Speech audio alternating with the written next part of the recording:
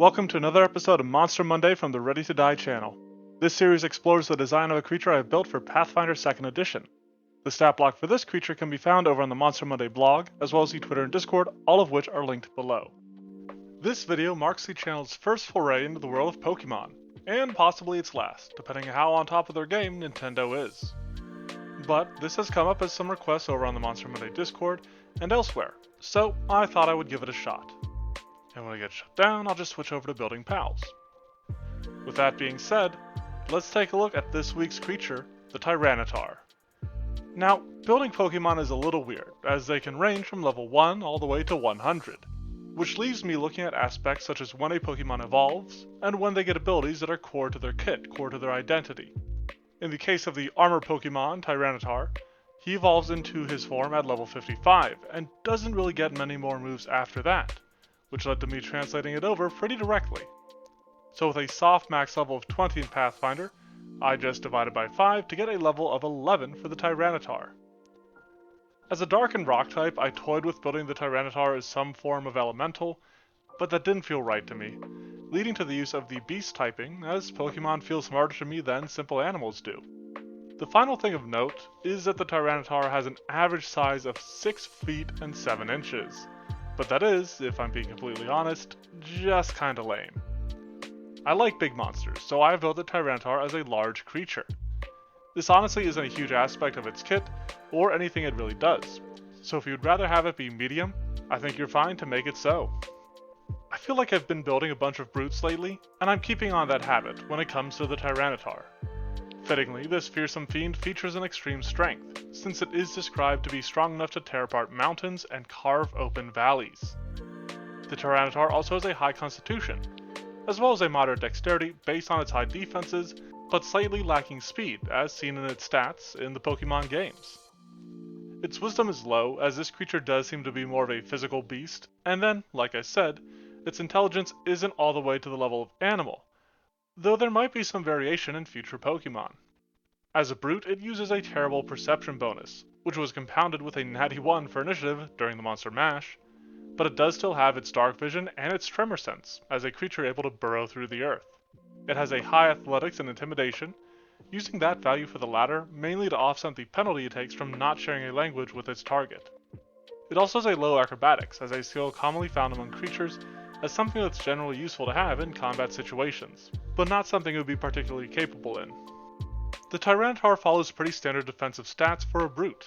It starts with only a moderate armor class, partially inspired by the Tyranitar's vulnerability to fighting damage, since I didn't want to create a weakness to unarmed damage or something along those lines. As a counterpoint though to that moderate AC, it has a high pool of hit points.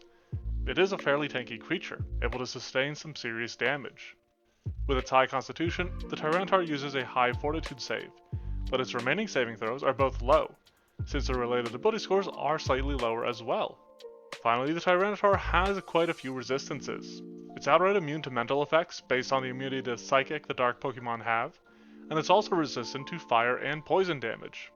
On the other hand, it has a weakness to water and wood effects, reflecting its vulnerability to water and grass attacks in Pokemon. Finally, with a fairly impressive special defense stat, I thought it fitting to give this creature a bonus on saves against spells. I wanted the Tyranitar to really pack a punch, so when it comes to its offensive stats, I only used a moderate attack value for most of its attacks, with its range attack having a low bonus. However, with those lower bonuses, I felt comfortable giving its claws extreme damage, since they lack any traits that help this attack out. On the other hand, its tail and the rocket throws both deal high damage, and the tail has both reach and sweep to enhance its value, whereas the rock has an even greater range and the deadly trait. This seems unlikely to trigger with its low value, but it is meant to represent its stone edge attack, which features an increased critical rate. That is less common in Pathfinder, and weapons and effects that had that commonly have some flavor of deadly instead, leading to this design choice. When it comes to the Tyranitar's abilities, I was mainly looking at its mechanical capabilities, and my goal was to represent a collection of his attacks and other aspects, starting with Sandstream. In Pokemon, this is the signature ability of Tyranitar, and generates a sandstorm that damages participants in a battle at the end of each round. The most obvious way to recreate this was through an aura that creates a sandstorm. It deals chip damage, the minimum roll of an unlimited use area damage effect, though it doesn't even allow a save. As a more practical effect, it does grant concealment since it is just a constant swirling cloud of sand. Sandstream in Pokemon has this 5-round limit, which doesn't really make sense for an aura, but that did lead to me having the Tyranitar being capable of shutting it off or reactivating it as a single action. This temperamental Titan has both Bite and Crunch on its list of attacks, which influence the inclusion of Crunch, a high damage attack that has the chance of inflicting decreased defenses on the target. This is similar to Vicious Swing in its design, being a 2-action activity that deals an extra die of damage. However, to represent the decreased defenses, a successful hit from this also leaves a creature off guard and with a weakness to piercing and slashing damage until the end of the Tyranitar's next turn. This gives our burly beastie a chance to proc the weakness itself, which I feel is important for creatures more than player characters, as they will often be on their own. This weakness is triggered both by the future Jaws strikes that the Tyranitar attempts to make, as well as its aura, pumping that up to 11 points of damage against its unfortunate victim. Now, naturally I had to represent Hyper Beam, which was pretty simple when you get into it. This is your pretty standard Pathfinder line effect that deals limited use area damage with a high DC reflex save as enemies try to dodge out of its path. Naturally, it then goes on cooldown, both being a standard AoE ability in Pathfinder, while also representing its after effects in Pokemon, at least partially. Now, as I said, I did base much of my design on the mechanical aspects of the Tyranitar. However, Rumble borrows a bit more from his flavorful Pokédex entries, which describe this creature as able to change the very landscape with its presence and tantrums.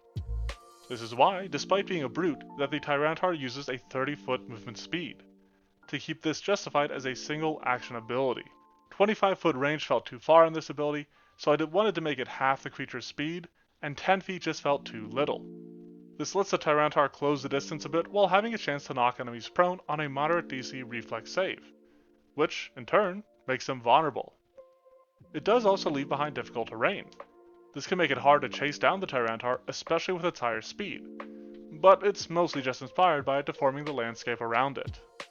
Another passive effect of the Tyranitar is Grievous Impact, which inflicts stun on creatures that it critically strikes.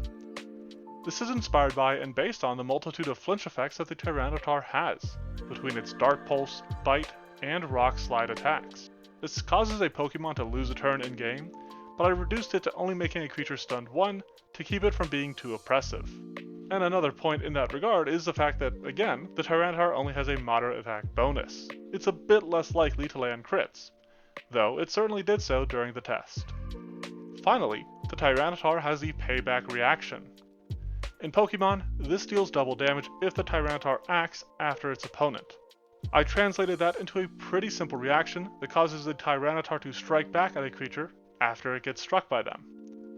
While this does ignore map, akin to Reactive Strike, it still takes a -2 on the attack, which would lower its attack roll to a low value. And again, this is just to make sure that the Tyranitar does not completely mash its enemies.